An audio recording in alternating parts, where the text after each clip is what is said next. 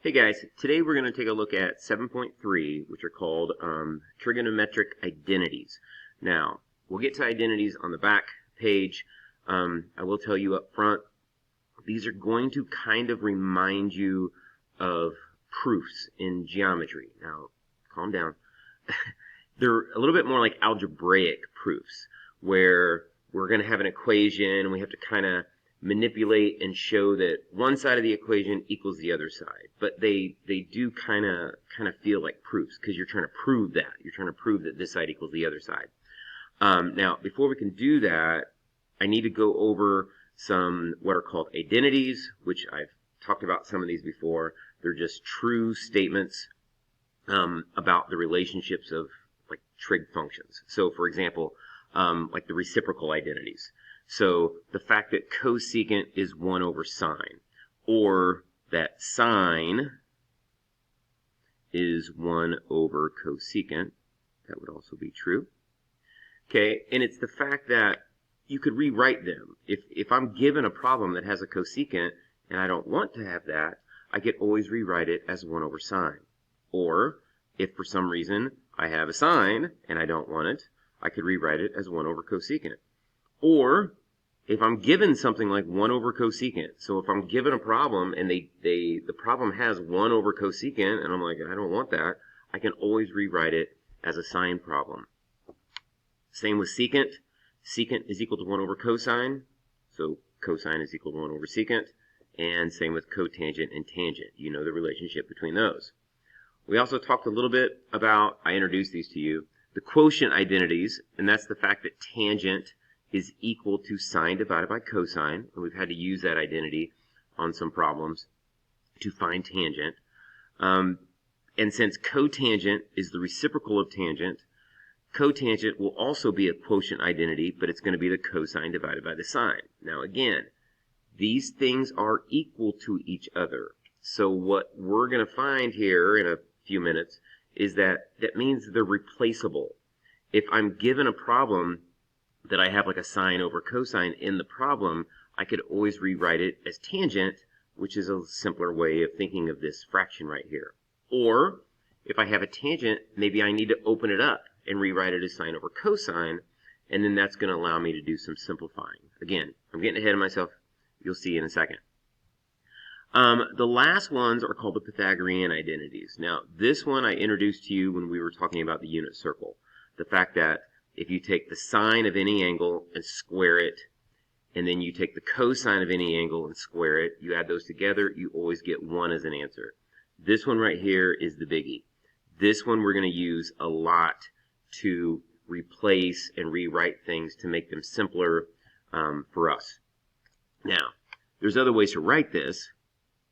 Right now, this is solved for 1. You got the 1 by itself. You've got the sine squared plus cosine squared. So I could rewrite this as sine squared theta. So I could have the sine squared by itself by moving the cosine squared to the other side. So that's going to be 1 minus cosine squared. And that's another way of writing the Pythagorean identity. I could have also solved for cosine by moving the sine over. Cosine squared theta equals 1 minus sine squared. So sine squared is equal to that expression, and cosine squared is equal to that expression. And again, I'm going to be referring to these later. Right now, I just need to introduce them to you. Okay? These next two are also examples of Pythagorean identities. What they've done is they took, so like if you take this equation right here and divide everything by cosine squared, okay, just for the heck of it, divide everything by cosine squared. Well, sine squared over cosine squared, well, sine over cosine's tangent. So sine squared over cosine squared would be tangent squared. If you take cosine squared and divide it by cosine squared, you're going to get 1. And if you take 1 and divide it by cosine squared, well, 1 over cosine squared is secant squared. So that's where this identity is coming from. It's taking this and then manipulating it to turn it into another expression. But these are all the same. They're all equivalent to each other. Okay? So This is another Pythagorean identity. This one is solved for secant squared. I could rewrite this. I could move the 1 over. So tangent squared theta equals secant squared theta minus 1. Or I could have solved it for 1. I could have left the 1 by itself and moved the tangent squared. So if you take the secant squared and subtract the tangent squared, you always get 1 as an answer. Again, that's not going to mean a whole lot to you right now, but that is a true factual statement. This last one would be what you would get if you divide everything by sine squared instead of cosine squared, like I did to get this one. Again, you will be given this top row, you'll be given on a test, on a formula sheet. The only thing you need to do is be able to, manipulate things. You need to be able to move a 1 to the other side.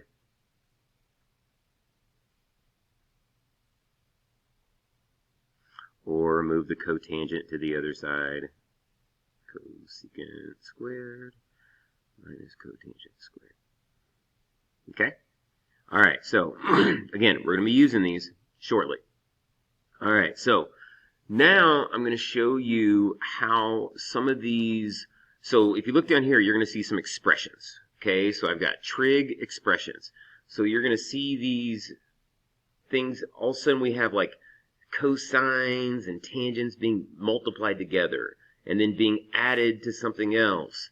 Or you've got these things being subtracted, but there's parentheses with something on the outside. You've got for this section, we're just going to do what the directions tell us to do so that I can show you how these trig functions like act or react to each other, like when they come in contact with each other. Okay? So, for example, first set of directions. Simplify by factoring out a common factor. Okay. So I've got a cosine squared times tangent squared and then plus cosine squared. So what I have is I have a binomial, something plus something, and both of these somethings have a cosine squared in them. So let's just factor that out. So I'm going to have a set of parentheses where I factored cosine squared away from tangent squared. And I've also factored the cosine squared away from the cosine squared. So there's just going to be a 1 there. Okay, so we did what they told us to do.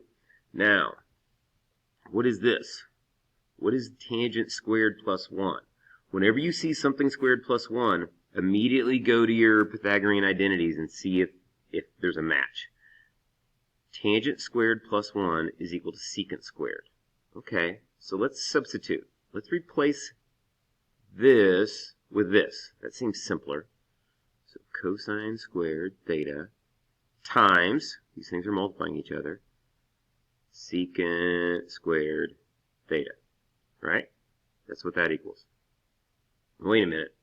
What's the connection between cosine squared and secant squared? Well, cosine and secant are reciprocals of each other. So I can rewrite secant as 1 over cosine. I can also rewrite cosine as 1 over secant. So let's see what happens if we rewrite one of these as the other. So usually we stick with the ones we're more familiar with. The sine squared, the cosine squared. Leave those alone. Let's change secant squared into 1 over cosine squared. So cosine squared times 1 over cosine squared. So these cosine squareds are going to cancel because they're multiplying each other, but this is in the numerator, that's in the denominator, and you are going to get 1 as an answer. So this entire thing simplifies down to 1. Now, between you and me, we could have probably skipped this last step. If you are multiplying two things that you know are reciprocals of each other, that's what reciprocals do. They cancel each other out. So if I was multiplying 3 by 1/3, I know that they're going to cancel out and give me 1. So once you understand this, you can kind of skip the step where I rewrote it, but I wanted you to see it the first time kind of as is. Okay? All right, so let's just move on. The next one says simplify by multiplying. Okay, so I've got something on the outside of some parentheses. I'm going to distribute it in. Okay, this is just algebra. So cosecant times cosecant. Well, if you multiply two things that are the same, you are now going to have a cosecant squared. Okay, minus, And then cosecant times sine. Now, whenever you have like one of those reciprocal identities, you want to stop and think, is this the reciprocal of that? Well, cosecant and sine are reciprocals of each other. So when I multiply cosecant times sine, they're going to cancel out and give me 1. But now I have cosecant squared minus 1. Is that right there? Cosecant squared minus 1 is equal to cotangent squared. So we are going to simplify this. Okay, that's a binomial. This is a monomial. It's just one thing, cotangent squared, and that's it. That's where we're going to stop. Okay, you don't know where we're stopping right now. Okay, why did I stop here? Why didn't I like keep going and write it as this or write it as 1 over tangent? That's what's going to happen on the next page. On the next page, we're going to have an identity. You're going to have something equal something. And that equals something, that's what we're trying, that tells us when to stop. Okay, we know that we're done with the problem once we get one side to equal the other. So, for this, we're just doing what the directions tell us to do and then kind of moving on. So, look at the next one.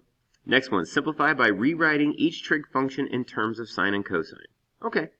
So tangent, there's a relationship between tangent and sine and cosine. Tangent is sine over cosine. So again, I'm going to rewrite tangent as the sine over the cosine. I'm going to rewrite secant.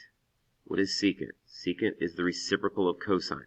Okay, so I'm going to rewrite secant as 1 over cosine. Now I have a big ugly fraction being divided by a fraction, which means this fraction is being multiplied by this fraction's reciprocal.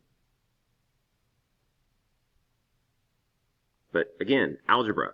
These two cosines are going to cancel and leave me with sine. And that's it. That's your answer. This simplifies to that.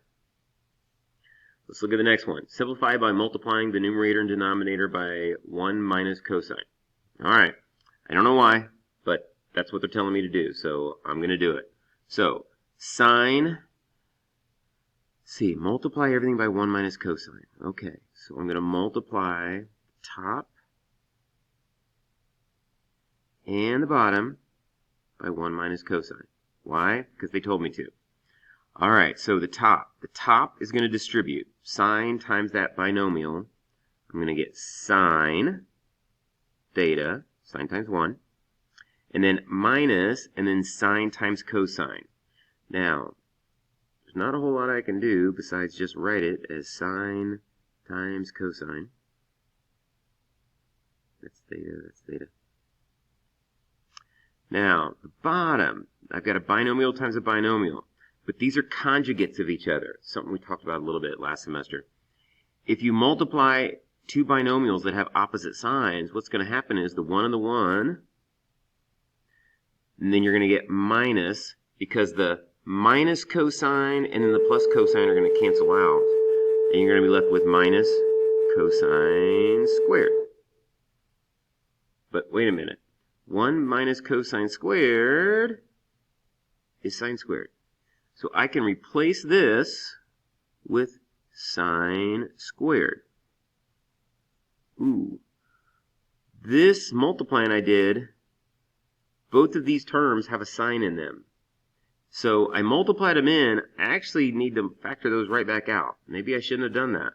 Okay, no problem. Sine, 1 minus cosine. Now that sign is going to cancel with one of these signs. Okay, I have a sine and I have a sine squared. So it's going to cancel one of them, and I'm going to get 1 minus cosine theta over sine, and I am going to stop. That's where this problem is going to stop. Okay?